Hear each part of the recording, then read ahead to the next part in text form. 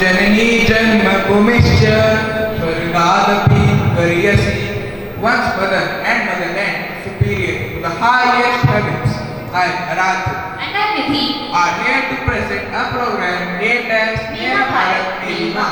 as the title of our program indicates that it is based on our mother and our motherland.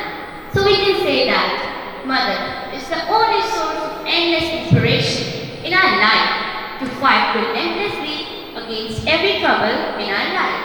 Now, may I add few lines for our motherland? Oh sure! I have a sense of pride in your motherland, just as your mother has given birth to you, so that the land has given birth to you. Very well said. Dear Aradhya, have you ever noticed that mom's belt upside down is wow? That's because our moms are amazing. You तो कभी किस्मत सवारा कर लो, माँ तो रोज उतारती है, तुम भी कभी माँ की नजरें उतारा करो. Yes, if there is something that you can give to your mother and your motherland to show your genuine feelings and gratitude, then it would be nothing but your love, affection, respect and kindness.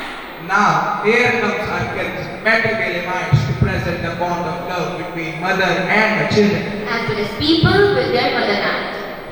एक शब्द में सारी सृष्टि, हम सबकी प्राण आधार है माँ. अपने ही अंदर हमको रचने वाली अद्भुत रचनाकार है माँ. जननी इस जीवन की, जीवन का आधार है माँ.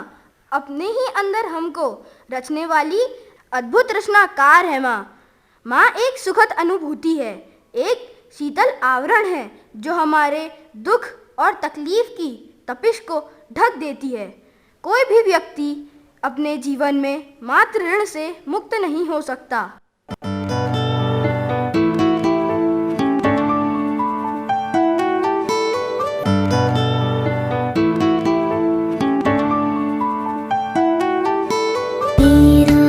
तुम्हारा सबका सहारा, खुदा ने जहाँ को दिया.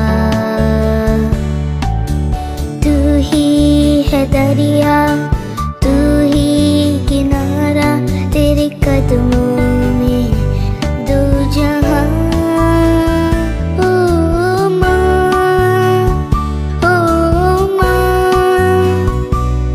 तेरे कदमों में है दो जहाँ. ओ माँ,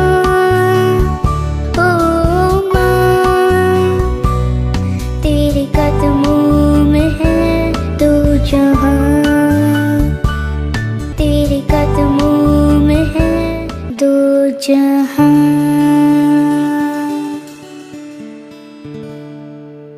हर घड़ी हर पल को खास लिख देती है. माँ अपनी औलाद के नाम अपने हर एहसास लिख देती है. बड़ा होकर जो सपूत लिख नहीं पाता, 4 रोटियां भी माँ उसी के नाम अपने हर सांस लिख देती है.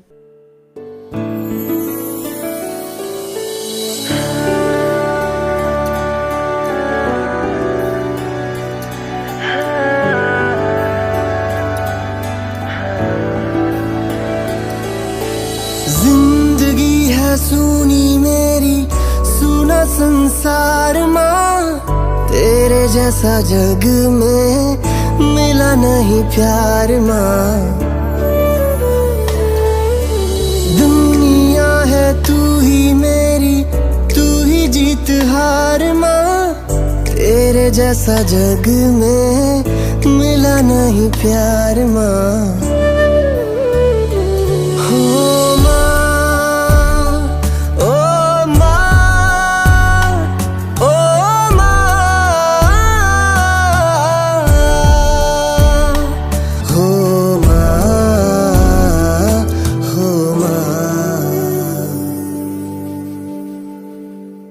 दोस्तों, माँ के जैसा प्यार किसी और से कभी नहीं मिल सकता. मनुष्य से लेकर पशु और पक्षियों तक को आत्मनिर्भर, स्वावलंबी और कुशल बनाने के लिए माँ उन्हें स्वयं से अलग तो करती है, परंतु उनकी सुरक्षा के प्रति हमेशा सचेत रहकर अपने ममत्व को बनाए रखती है.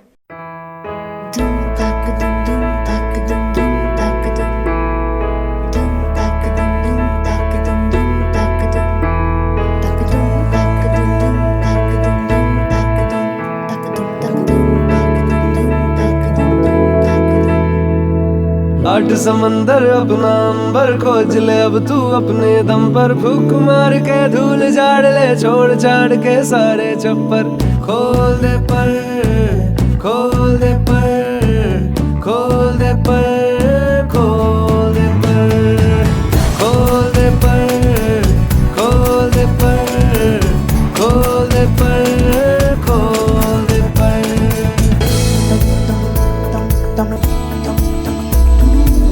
बंद घड़ी की भी रुकी हुई सुई होती सही दो दफा, चुप क्यों है रहना मन का तू कहना, रोके चाहे हिचकियां,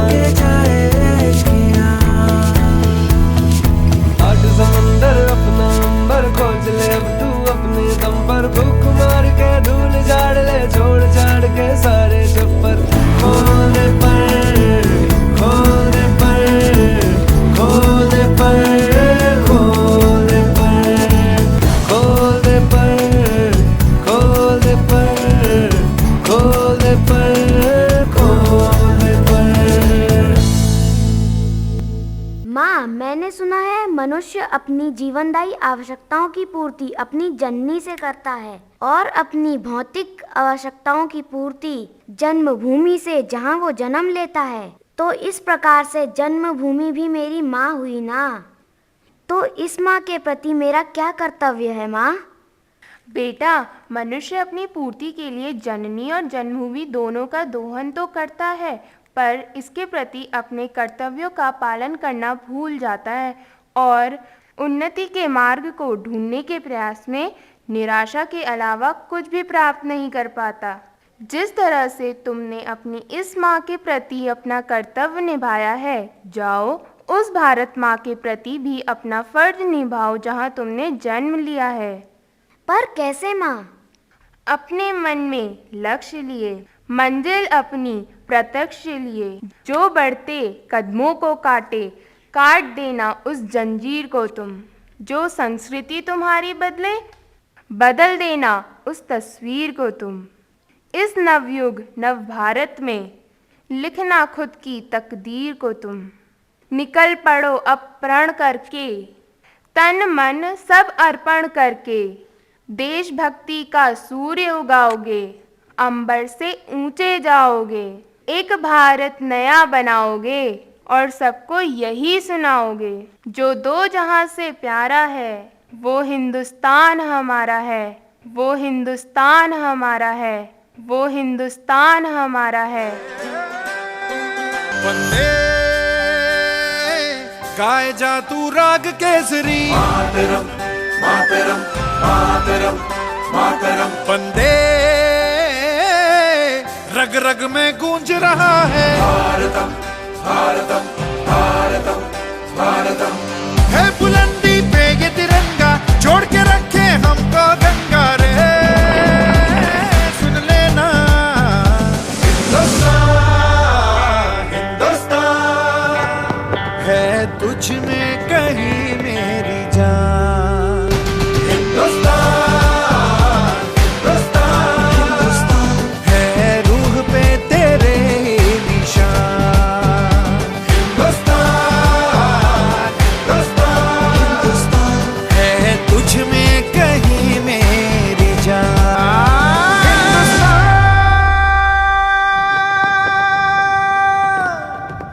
हिमतुंग शिखर से आच्छादित भारत का स्वर्ण मुकुट चमके, माता के पावन चरणों में हिंद नील का जल धमके।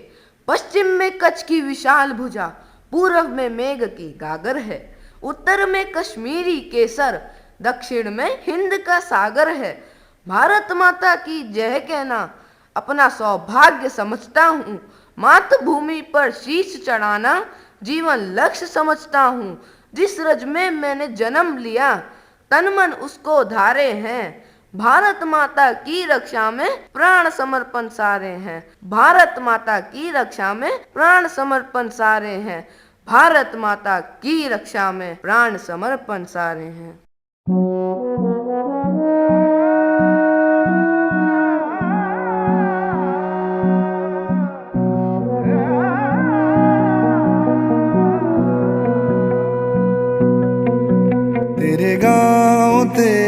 गलियां, तेरे खेत तेरी नदियां, क्या मंजर है, क्या मंजर है। ये मेरे लिए है काफी, मेरे देश तेरी माटी मेरे अंदर है, मेरे अंदर है। नस नस में तेरा लहू है, नस नस में तेरा लहू है, मेरे रोम रोम में तू है। जुग जुग जिए तू अमृत पिए, सर पे मेरे हो हाथ तेरा, दुआएं करूं रहूं मैं ना रहूं, ये आंगन रहे आबाद तेरा। भारत माँ, भारत माँ, भारत माँ, भारत माँ। नमो नमो नमो नमो नमो नमो नमो भारत माँ।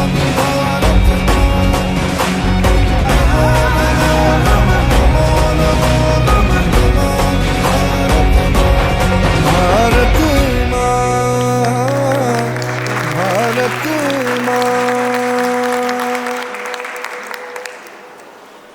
हे माता, तू ईश्वर का रूप अनूप, हो गर्मी में छाँव, सर्दी में धूप।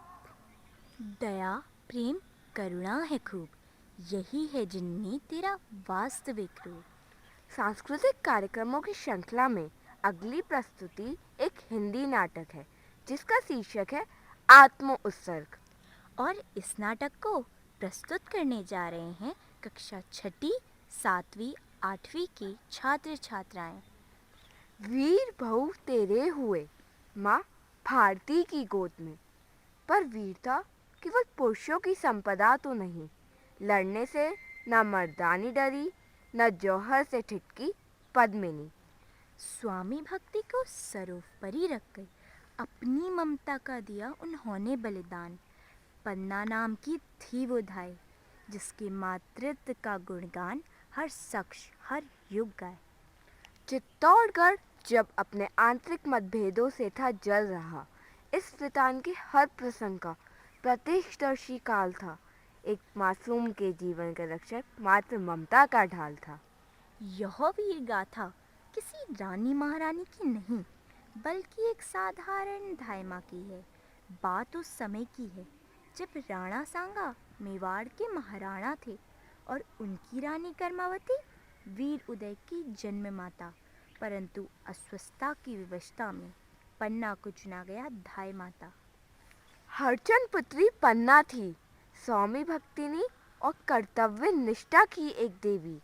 सिद्ध किया शीघ्र ही और माता से बढ़कर बनी उनकी छवि। प्रणाम महारानी सा। पन्ना, कैसे दुर्दिन आ गए हैं। जब से महाराणा सांगा जी का निधन हुआ है, मेरा तो सुख चैन छिन गया है। विक्रम गद्दी पर बैठा तो है, पर ना तो वह बुद्धिमान है और ना ही राजकाज में कुशल। महारानी सा, आप परेशान ना हो, कुछ ही समय की बात है। कुंवर उदय सिंह बड़े हो जाएंगे और राजकाज संभाल लेंगे। मुझे तो कुंवर उदय सिंह की भी चिंता हो रही है। एक तरफ बहादुर शाह उनकी जान के दुश्मन बने बैठे हैं, तो दूसरी ओर प्रधानमंत्री बनबीर के इरादे भी ठीक नहीं लग रहे। पन्ना के पुत्र चंदन और उदय साथ साथ पले और बड़े, परंतु पन्ना को था ध्यान उदय का प्रेम पुत्र से कभी कम ना पड़े। पन्ना थाय, पन्ना थाय। अब आप जाइए, बाहर खेलिए। चंदन, संभल कर खेलना, गिरना नहीं। ठीक है माँ, हम जाते हैं, तुम घबराओ मत। क्या बात है राजमणि? बहुत बुरी खबर है पन्ना धाय, मैंने अपने कानों से सुना है। सेनापति कह रहे थे। क्या सुना है राजमणि? राणा जी ने सरदारों को नाराज कर दिया है और सरदारों ने फैसला कर लिया है, वे राणा जी के लिए नहीं लड़ेंगे। मेवाड़ खतरे में है। समझ में नहीं आता विक्रम की बुद्धि को क्या हो गया है। आप विक्रम को समझाइए अन्नदाता। मुझे पूरा विश्वास है वे आपकी बात ज़रूर मानेंगे। शायद तुम ठीक कहती हो। विक्रम को संदेशा दे दो कि मैंने उन्हें बुलाया है।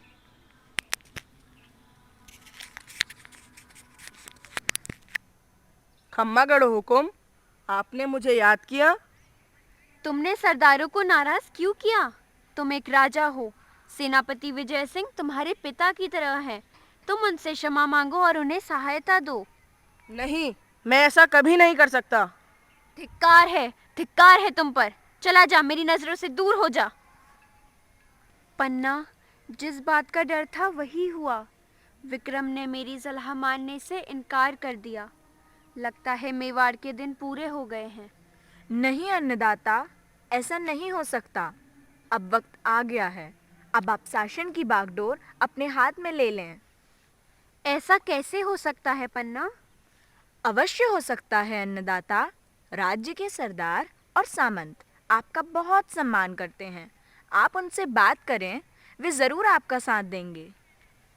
शायद तुम ठीक कहती हो। सैनिक, खंबा गढ़ो हुकुम। जाओ, सामंतों को मेरा संदेशा दे दो। जो हुकुम अन्नदाता।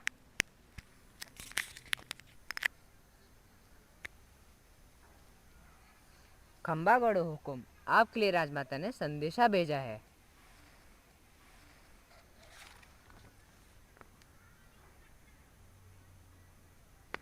राजमाता को संदेशा दीजिए, हम उनके साथ हैं। जय एकलिंग। खंबा गढ़ो हुकुम। अन्नदाता, हम समझते हैं यहाँ पर राणा विक्रम और उदय सिंह की जान को खतरा है।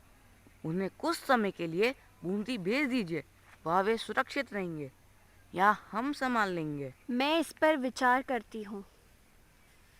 मुझे लगता है सेनापति ठीक कह रहे हैं अन्नदाता। शायद हमें यही करना होगा, लेकिन पन्ना, उनके साथ तुम्हें भी जाना होगा। नहीं अन्नदाता, मैं आपको यहाँ अकेले नहीं रहने दूंगी। मैं अपनी रक्षा स्वयं कर सकती हूँ। तुम पर ही तो मुझे विश्वास है। मैं तुम्हें अपने बच्चों की रक्षा का भार सौंपती हूँ। हमें उन्हें किसी भी कीमत पर बचाना होगा। ऐसा ही होगा अन्नदाता। माँ, हम मेवाड़ की रक्षा करेंगे। हाँ माँ, हम करेंगे मेवाड़ की रक्षा।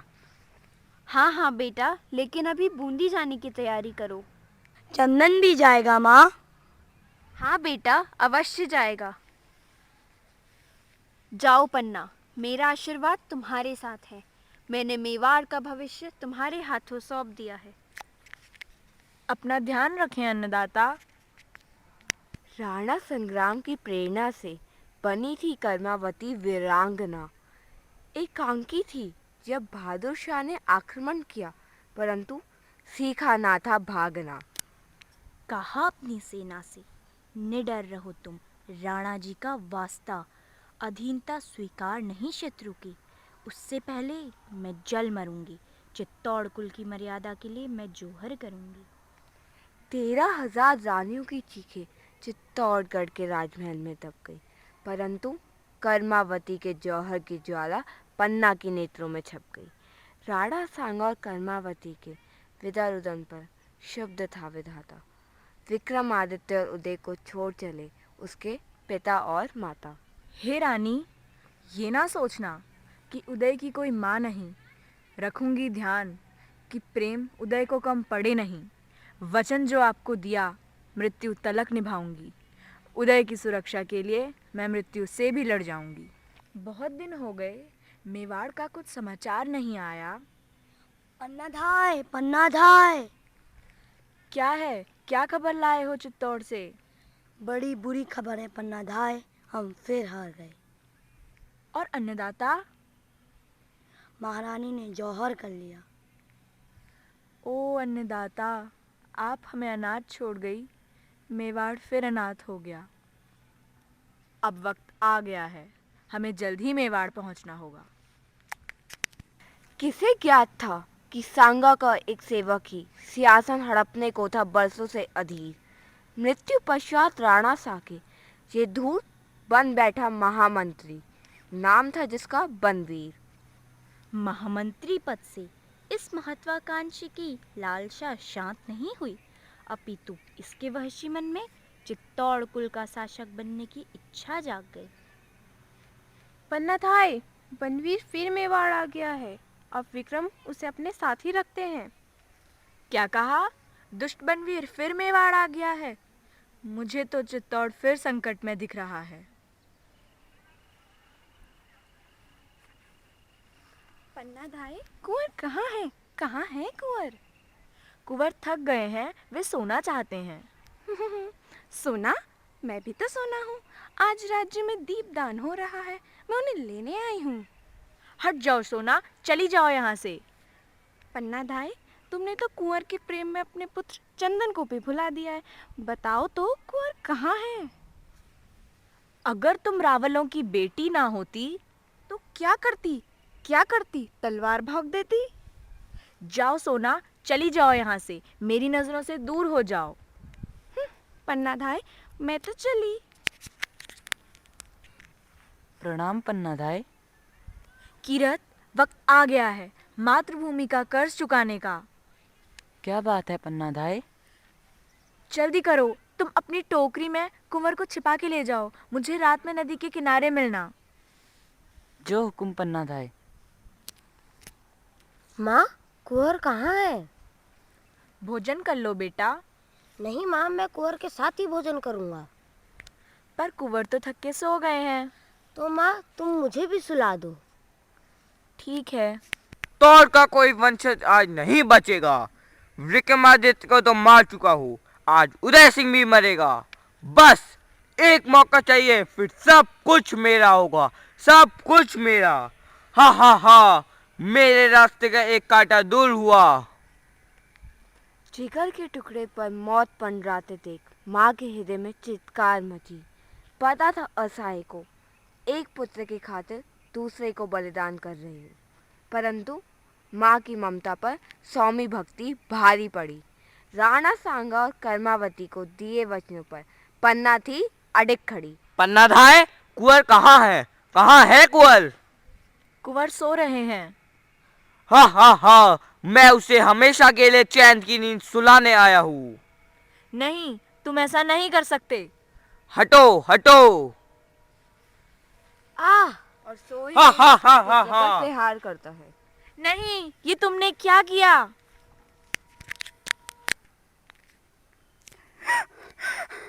नहीं नहीं, पन्ना धाई, ये तुमने क्या किया? अपने ही पुत्र को? बनवीर के जाते ही पुत्र के शव को सीने से लगा लिया। रक्त से सना माँ का आंचल और पुत्र आंसुओं से भीग गया। जब से धरती पर माँ जन्मी, जब से माँ ने बेटे जन्मे, ऐसी मिसाल कुर्बानी की देखी ना गई जनजीवन में। तू पूर्णमयी, तू धर्ममयी, तू त्याग तपस्या की देवी। धरती के सब हीरे पन्ने तुझ पे वारे पन्ना देवी। तू भारत की सच्ची नारी, बलिदान चढ़ाना सिखा गई। देश धर्म पर, स्वामी धर्म पर हृदय लुटाना सिखा गई। राष्ट्र धर्म पर किया प्यारा पुत्र बलिदान। ममता से ऊपर था मातृभूमि का स्वाभिमान। धन्यवाद।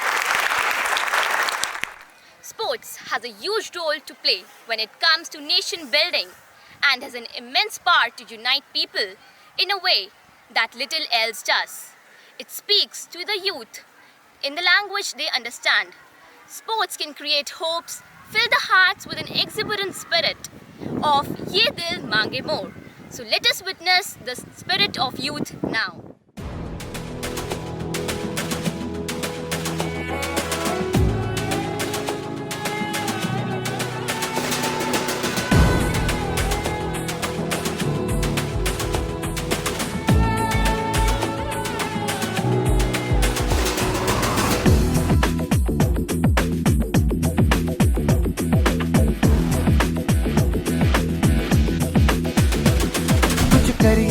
कुछ करिए, नस नस मेरी खोले, हाय कुछ करिए,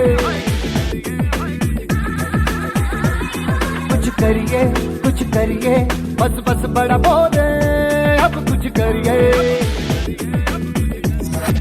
ओ कोई तो चल सिद्ध फड़िए, तू बेतरिए या मरिए, हाय कोई तो चल सिद्ध फड़िए, तू बेतरिए या मरिए।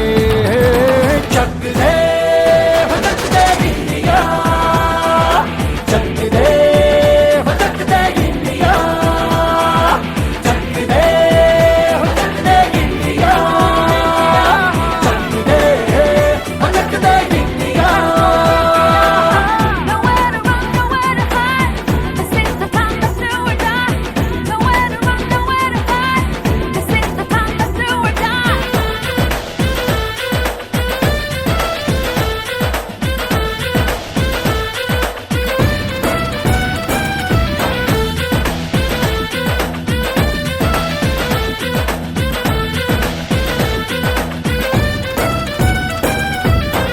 कूचों में गलियों में, राशन की फलियों में, बैलों में बीजों में, ईदों में बीजों में, रेतों के दानों में, फिल्मों के गानों में, सड़कों के गड्ढों में, बातों के अड्डों में, भूखा रोज भर ले 10-12 बार कर ले, रहना न यार पीछे कितना भी कोई खींचे। टस है ना मस है जी, जिद है तो जिद है जी, किसना यूं ही पिसना यूं ही पिसना यूं ही बस करिए। कोई तो चल सिद्ध फड़िए, तू बेतरिए या मरिए, हाय कोई तो चल सिद्ध फड़िए, तू बेतरिए या मरिए। चक दे हो चक दे इंडिया, चक दे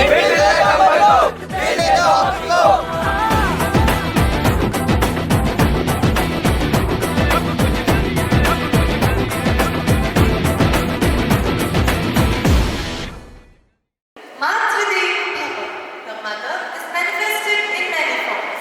The land, the country, the world, or the mother nature. Today I, Rishi Sharma of class 8 to B and the students of class 6 to 8 take you to the journey of healing power of Mother Earth. This English play is about an American who came to India and settled here.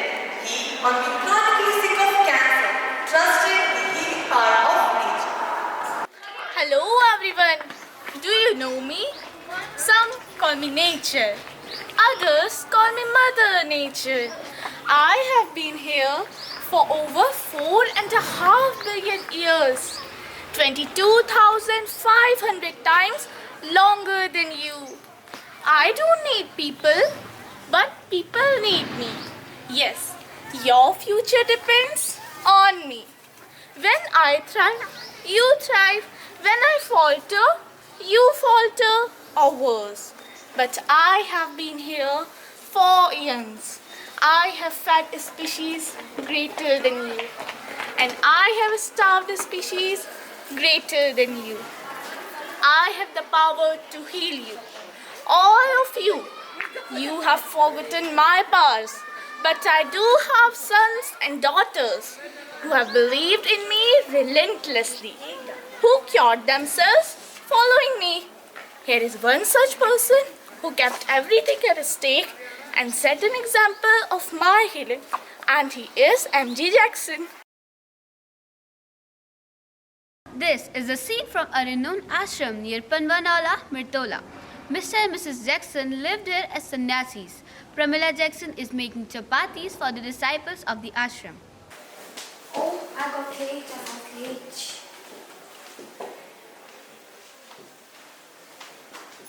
Mine, are you ready? We got to go. Pramila, I couldn't sleep last night. Nor could I meditate this morning. I had severe pain on my lower back. Good heavens, is your birthmark really acting up?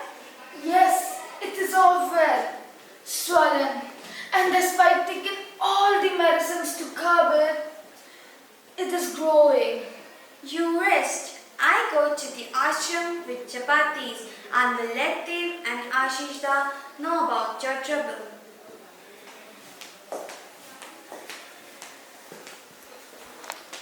Pramila goes to the ashram. She meets her Guru Bhan, who was a famous pathologist of her time.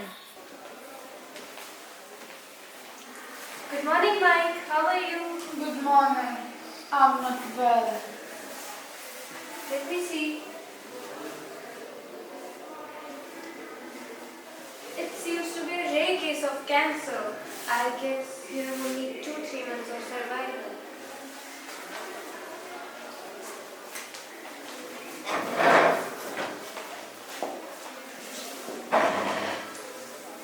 Let me check. It seems to be a rare case of cancer. I guess you have only 2-3 months of survival. The Pradhan Sevak Devta comes, who is not happy. Hi.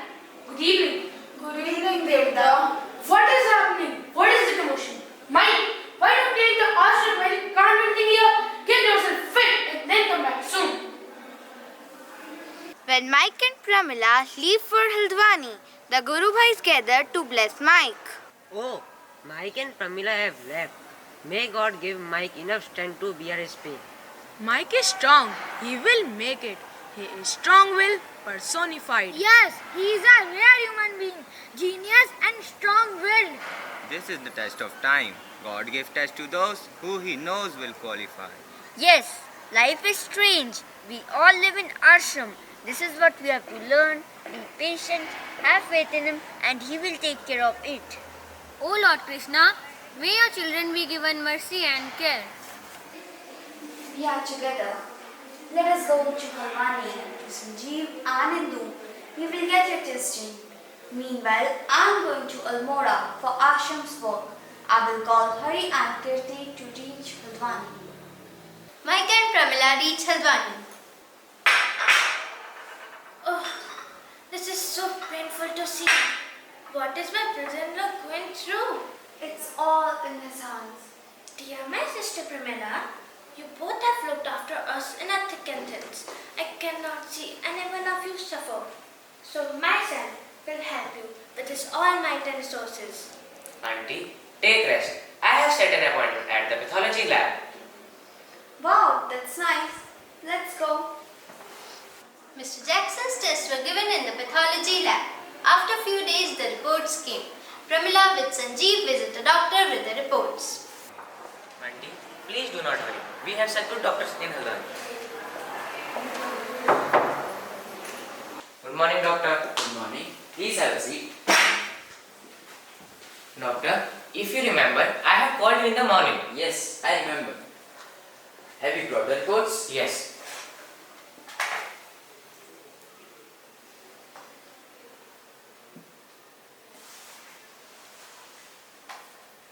I have gone through the reports and seen the lung. I am afraid that I can't help you much. He will only survive for about 1 or 2 months at the max. Thank you, doctor.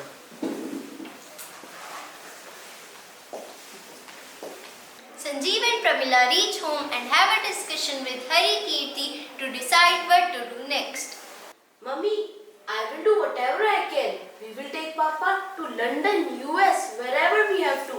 Yes, I'm there in US. Let us take him there and may Krishna help us all in saving Papa. Oh mother, this lung, this verse is birthmark, right? Yes.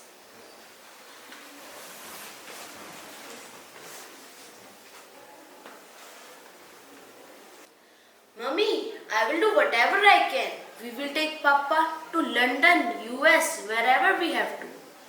Oh mother, this lump, this was his birthmark, right? Yes. I know a doctor in London who wants Papa to be brought to his hospital. Papa's case is rare. His tumor is a rare case. I'm afraid that they will turn me into a guinea pig. I will become a subject for the experiment for research. There is no harm in trying. There is a 50% chance though. If there's a 50-50% chance, might as well prefer going back to the ashram and die, staying close to my guru and meditating. Mine, Lord Krishna will take care, for he has given the pain and he will give the cure. Mike is adamant. He doesn't want to be experimented. He asked for mercy to let him go to the ashram or have nature care help. As uncle wants himself to be cured naturally, I have come to know about a naturopathy doctor who lives in Indore. He is Dr. Maru. He cures chronic disease like cancer. Yes, Mummy. I and Sanjeev had a discussion with him. But I want you to talk to him, because you will help Papa in healing. Let us call him and find out what he can do.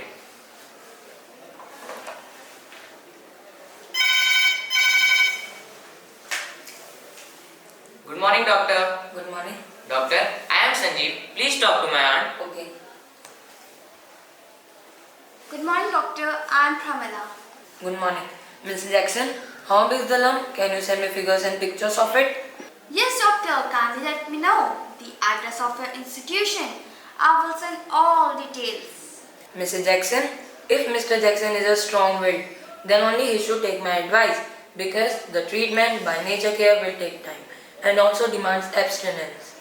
Doctor, please let us know all we have to follow. Fine. Mrs. Jackson, cancer is caused by excessive growth of cells. We must try to keep Dr. Jackson's blood basic. It will boost his immune system. He should leave grains and pulses. Nothing else. Nothing that causes acid at all. And among the fruits, he can only eat banana, papaya and custard apple.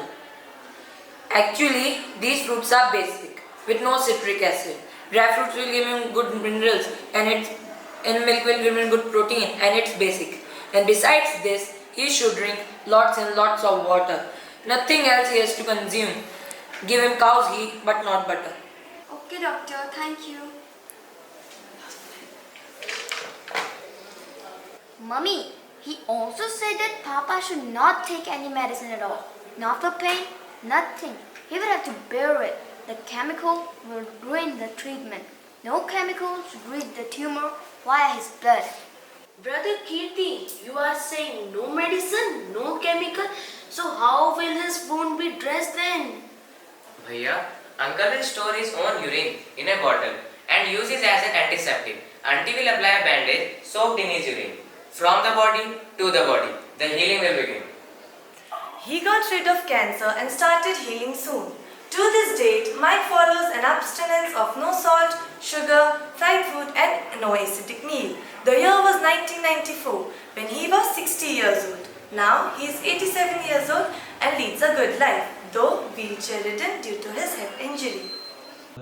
When I was about 20 years old, I developed a large tumor on my back, and that gradually grew bigger and bigger, and the doctors said they couldn't operate because the bleeding couldn't be stopped if they cut. And it grew and grew and then festered, and pus and blood came out. And then I turned to nature cure. I avoided certain foods, and then slowly with the nature cure, this tumor started shrinking, and my back is almost clear, and